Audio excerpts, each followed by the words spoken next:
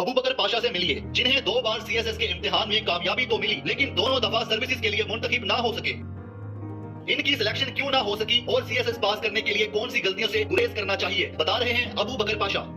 इस वक्त हमारे साथ अबू बकर पाशा साहब मौजूद हैं, जिन्होंने 2015 और 2021 में सीएसएस का इम्तिहान पास किया। तमाम मेडिकल इंटरव्यू और जितने भी टेस्ट होते हैं सब कुछ पास कर लिए, लेकिन इनको एलोकेशन ना किया जा सका, ना इनको सर्विसेज के लिए पॉइंट किया जा सका। 2015 की बात करें तो सीएसएस में सिर्फ 3% अफराद ने सीएसएस का इम्तिहान पास किया, जबकि 2021 में ये कैंडिडेट की तादाद 2% हो चुकी थी। तो इनसे जानते हैं कि इम्तिहान भी पास कर लिया, इंटरव्यू भी पास कर लिया, मेडिकल भी पास कर लिया, साइकोलॉजिकल टेस्ट भी पास कर लिया, एलोकेशन क्यों ना हो सकी, ये इनसे जानते हैं। सर, सबसे पहले ये बताइएगा कि 2015 में जब आपने सीएसएस का इम्तिहान पास किया, उसकी तैयारी में आपने क्या क्या किया था और कितनी देर में तैयारी की आपने, फिर जब ये आपने सीएसएस का इम्तिहान पास भी कर लिया तो एलोकेशन क्यों ना हो सकी?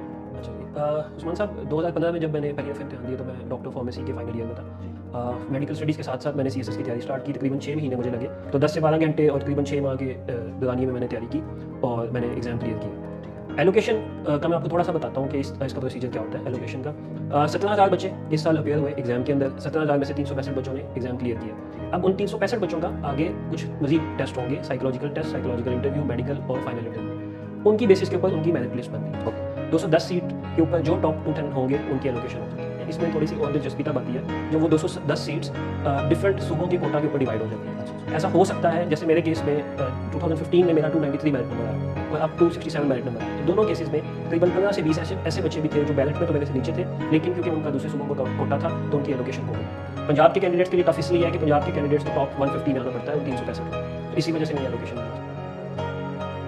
2015 में आपने सीएसएस का इम्तिहान पास किया, तमाम सब कुछ क्लियर कर एलोकेशन हो सकी। उसके बाद आपने 6 साल बाद अब 2021 में पास किया, तो इतना गैप क्यों आया?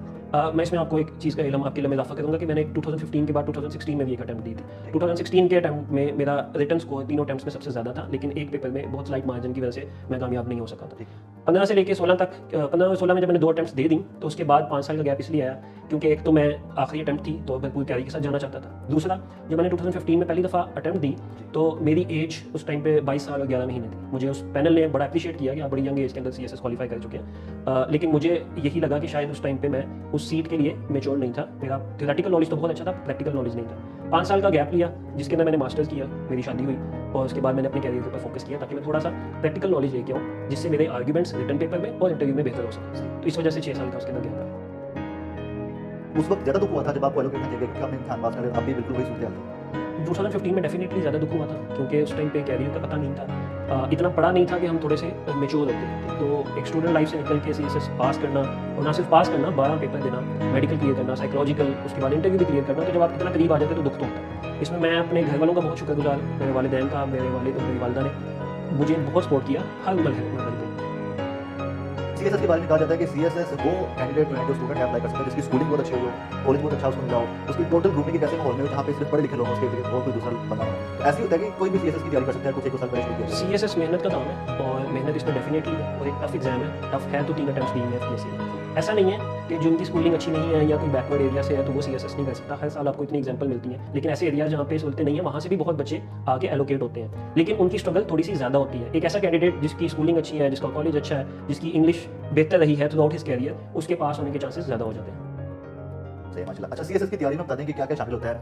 आपने पहले कितनी तैयारी की थी, उस तैयारी में क्या क्या था, कितनी किताबें पढ़ी, कितने न्यूज़पेपर पढ़े, कितनी न्यूज़ देखी, दुनिया पर कितनी नजर रखी, और अब आप क्या कर रहे थे जब आपने ये अटेम्प्ट की थी? 2015 में जो फर्स्ट अटेम्प्ट थी मेरी, तो मैंने आपको बताया कि 6 महीने का टाइम पीरियड था, लेकिन इसमें मैं एक चीज़ का इजाफा करूँगा कि सिर्फ 6 महीने में सीएसएस नहीं हुआ। जैसे भी आपने कहा कि एक स्कूलिंग आपकी चलती आई, मैं गवर्नमेंट कॉलेज के मैगजीन में एडिटर था, लिखता था, ठीक है, इंग्लिश में। मैं पंजाब यूनिवर्सिटी के मैगजीन में लिखता था, तो जो इंग्लिश थी वो मेरी इतने सालों से कवर्ड होती आ रही थी। तो मैं ये नहीं कहूँगा कि 6 महीने में पढ़ के हो गया, वो एक लंबा प्रोसेस है जो काफ़ी टाइम से स्टार्ट होते रहता है।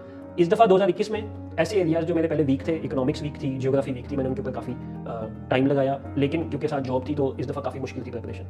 अगर आप सीएसएस का इम्तिहान 2015 में पास हो गए थे लेकिन एलोकेट हो जाते तो उस टाइम आप कौन सी जॉब को चूज करते? पुलिस में जाते या असिस्टेंट कमिश्नर या एडमिनिस्ट्रेशन की कोई जॉब करते? और अब आपने क्या प्लान किया हुआ था? तब भी मेरे 2 ग्रुप ऑफ चॉइसेस थे। डीएमजी जो असिस्टेंट कमिश्नर है वो टॉप पे और foreign services of Pakistan second पे, अब भी वही थे। सीएसएस के इम्तिहान में 2 मरतबा आपको 99% कामयाबी मिली और 1% से आप रह गए हैं, तो आपके इर्द गिर्द जो लोग हैं उन्होंने कितना सपोर्ट किया? कहते हैं ना कि वो नाकामी यकीन होती है और कामयाबी के क्रेडिट सभी ले जाते हैं। मेरा भी यही ख्याल था कि नाकामी अगर होगी तो शायद कोई अप्रिशिएट नहीं करेगा। लोगों का, मेरे अपने घर वालों का, मेरे अपने दोस्तों का और ऐसे लोग जिनको मैं नहीं जानता था, हर इंसान ने अप्रिशिएट किया, हर इंसान ने दुआ दी है और हर इंसान ने इस हौसले को सराहा है कि 2 दफ़ा एलोकेशन ना मिलने के बाद भी अल्हम्दुलिल्लाह मैं सेटिस्फाइड हूँ। बहुत अप्रिशिएट करते हैं, ना सिर्फ कामयाबी में बल्कि अगर आप 1% से नाकाम भी हो जाए तब भी। ठीक है, सीएसएस के बाद एक और इम्तिहान होता है सूबाई सतह पर मुकाबले का इम्तिहान, वो भी इसी लेवल तक कंसीडर किया जाता है पीएमएस, तो आपने उसमें क्यों ट्राई किया एक बार भी? सी एस एस अव्वल गोल था मेरा। उसके बाद जैसे मैंने आपको बताया कि मैं एक जॉब कर रहा हूँ, तो मेरा अब यही पर्सनल ख्याल है कि मैं प्राइवेट सेक्टर के अंदर ही ग्रो करूँगा, क्योंकि मैंने 6 साल लगा लिए और अब मैं एक ऐसी स्टेज पे आ गया हूँ जहाँ से मैं यहाँ से भी एक्सेल कर सकता हूँ अपनी फील्ड के अंदर। लेकिन अगर कभी जहन बना तो मैं बीएमएस भी अप्लाई करूँगा। ठीक है। अच्छा, ये बताएगा कि आप इस वक्त कौन सी जॉब कर रहे हैं, कहाँ पे जॉब कर रहे हैं, और उसके अलावा आपकी क्या क्या एक्टिविटीज़ हैं, क्या क्या शौक हैं आपके? अच्छा उस्मान भाई, मैं अभी इस टाइम पे एक अमेरिका की एक फर्म है जो कि अमेरिका के डॉक्टर्स के लिए और अमेरिका के हॉस्पिटल्स के लिए सॉफ्टवेयर बनाती है। मैं उस कंपनी में एज अ प्रोडक्ट ऑनर आसान अल्फाज में प्रोजेक्ट मैनेजर के तौर पे काम कर रहा हूँ। 6 साल से मैं उसी कंपनी में हूँ और अल्लाह का शुक्र, अल्लाह ने मुझे भी बड़ी कामयाबी से नवाजा है। घर आने के बाद राइटिंग मेरा शौक है और क्रिकेट हम सबको बहुत पसंद होता है। मेरा पेज है फेसबुक पे द थर्ड अंपायर के नाम से, 40-50 हज़ार फॉलोअर्स होंगे उस पर, तो उस पर मैं मैच देखता हूँ आके और उसके ऊपर कुछ आर्टिकल लिख देते हैं। ठीक है। आखिर में कुछ दीगर स्टूडेंट्स को कुछ कहना चाहेंगे जो सीएसएस के लिए अटेम्प्ट करते हैं और इस इंटरव्यू से शायद वो घबरा जाएं कि पास भी कर लो, सब कुछ कर लो और जो सर्विसेज ना मिले, तो कौन सी गलतियां जो शायद आपको लगता है कि आपने की हो और वो जो स्टूडेंट है वो ना करें? मैं सारे पंजाब के कैंडिडेट से स्पेशली मुखातिब होऊंगा कि पंजाब का मेरिट नंबर बहुत टफ है।